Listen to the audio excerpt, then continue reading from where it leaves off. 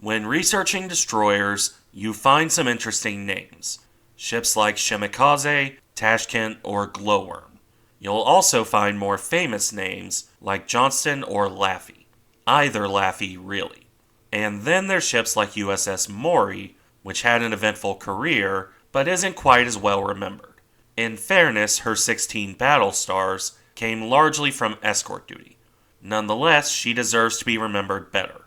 After all, she was probably the fastest American destroyer, rivaling the aforementioned Japanese and Soviet ships.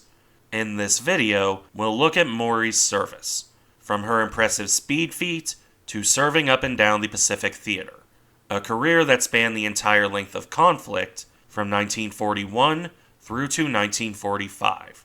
But, of course, we need to begin before then. The ship that would become USS Maury was laid down on March 24, 1936.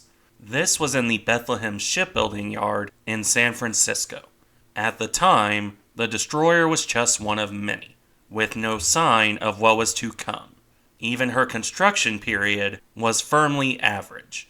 Maury was launched on February 14, 1938, and commissioned into the Navy on August 5th of the same year. This was, admittedly, a pretty fast fitting out process. That said, what did the Navy get when they accepted this ship? USS Maury was a Gridley-class destroyer. These were built on the same hull as the previous Mahan class, but with some notable differences. The most visually distinctive, of course, being the reduction from 2 stacks to 1.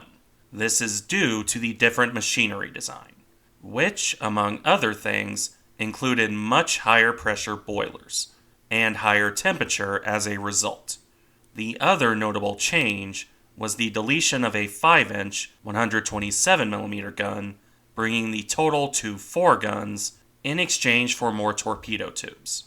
For more specific details, Maury displaced around 1,500 tons at her standard loading. This could rise to around 2,000 tons when fully loaded.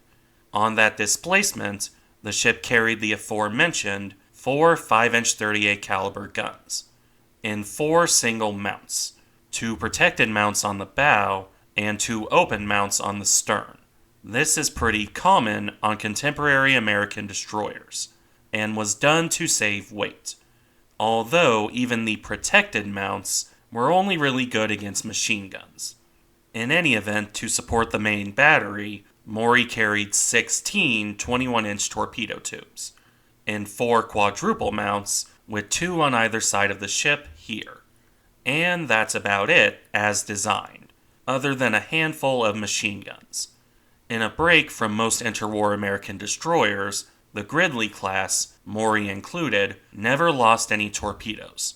They kept all 4 mounts, and in exchange, were never equipped with 40mm guns. To avoid stability concerns, their upgraded anti-aircraft battery consisted of a handful of 20mm cannon. Although, in fairness, all 4 ships survived the war, so they made it work.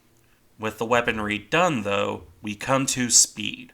These were speedy ships, even at their more standard speed, coming out to 37 knots as designed on around 44,000 shaft horsepower. In practice, this varied, from around 36 knots to around 39, and from around 47,000 shaft horsepower to as high as 50,000, or even 53,000 on trials. But that's the class as a whole. As mentioned earlier, Maury would prove something of an exception to the rule. She's been noted as reaching 42.8 knots on her trials, coming very close to hitting 43 knots. It should be noted, however, that this was on speed trials. This is generally done without a full combat load, so it's not a good metric of service speed, and finding firm sources on this is difficult to say the least. For example, Friedman makes no mention of it. Still, Maury's speed is impressive and should not be overlooked, if, of course, the ship actually reached that high speed. Either way, this brings us to the end of the design. Now, back to USS Maury's service life, which began quietly enough.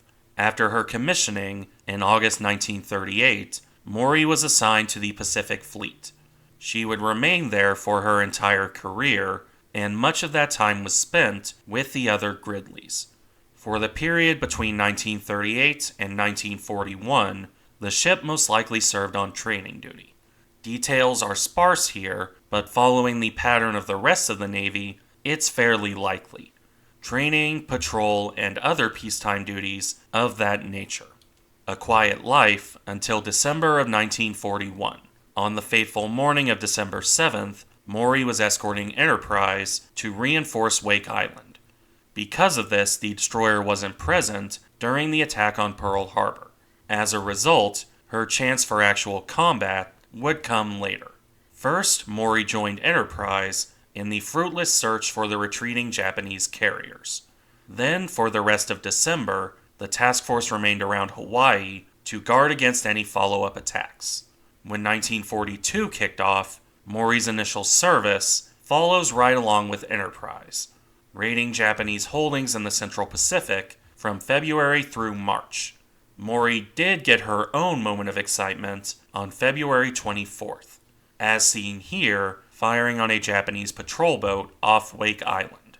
On the other hand, the destroyer might have missed the Doolittle raid. The Dictionary of American Naval Fighting Ships indicates Maury remained in Hawaii for exercises and as part of the offshore patrol. Even if Maury did miss that raid, she joined Enterprise by the end of the month. As part of Task Force 16, the destroyer escorted Enterprise to reinforce Yorktown and Lexington for the Battle of the Coral Sea. Of course, the task force was too late to help there. Maury and the others arrived after the conclusion of the battle, and as a result, turned back to Pearl Harbor.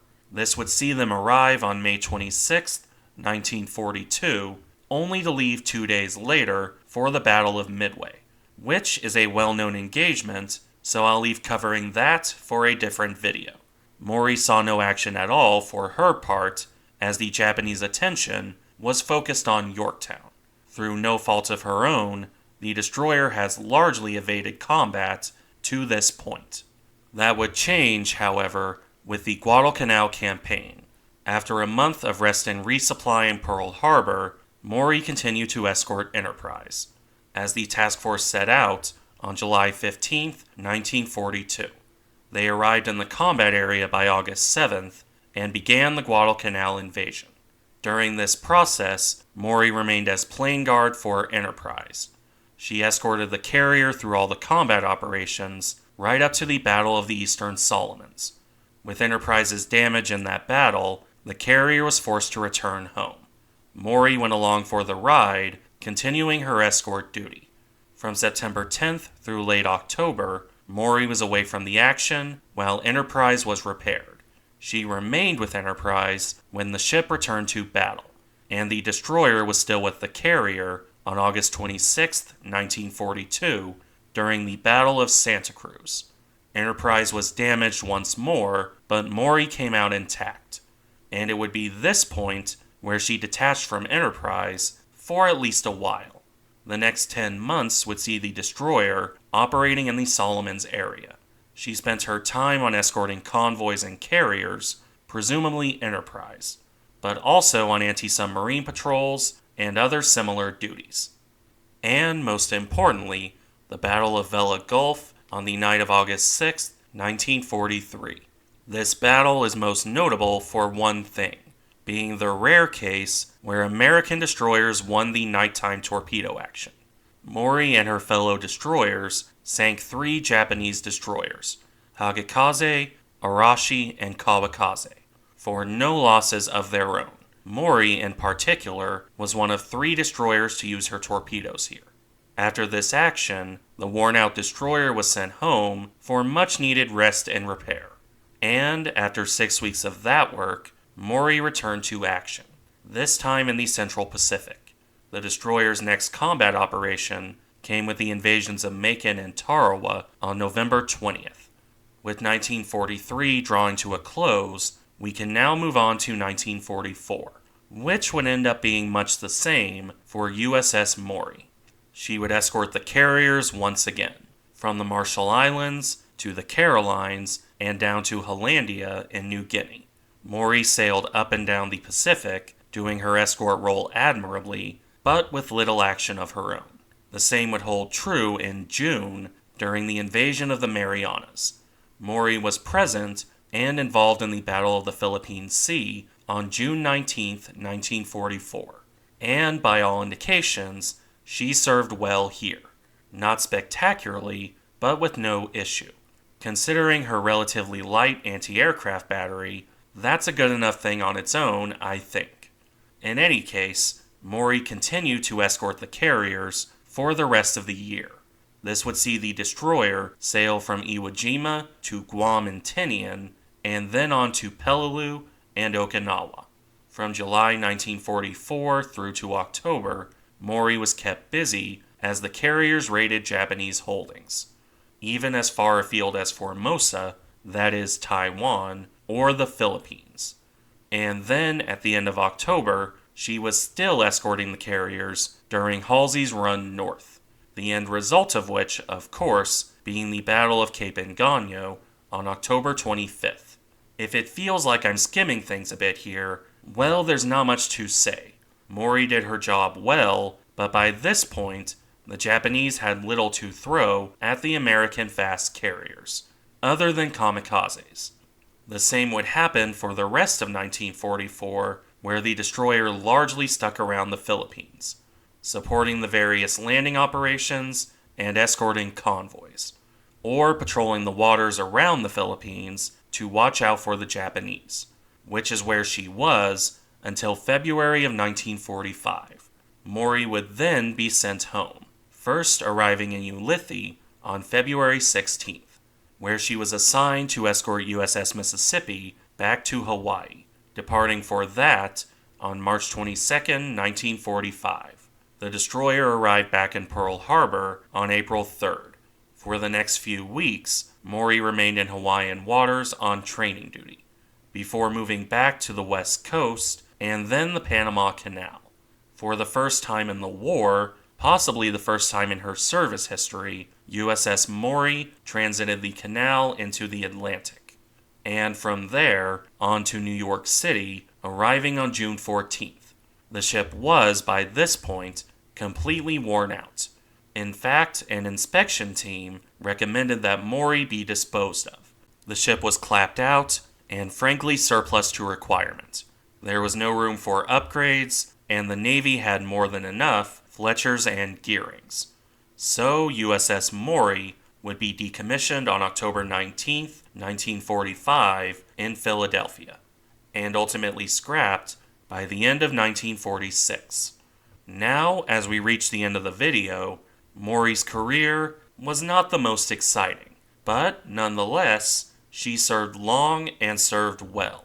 So well, in fact, that in addition to the 16 battle stars, the ship also received a Presidential Unit Citation, specifically for the period from February 1st, 1942 to August 6th, 1943. I'll link that in the description, but this part says it all. Attacking boldly by day and dangerously by night, the Maury has gallantly fulfilled her missions, despite fierce Japanese resistance, and by her readiness for combat, has implemented the skill and fighting spirit of her officers and men throughout a crucial period. Maybe she doesn't have the big name events, but Maury exemplifies the quiet support role. Thank you for watching. Remember to like, comment, and subscribe if you enjoy the content, and I'll see you in the next one.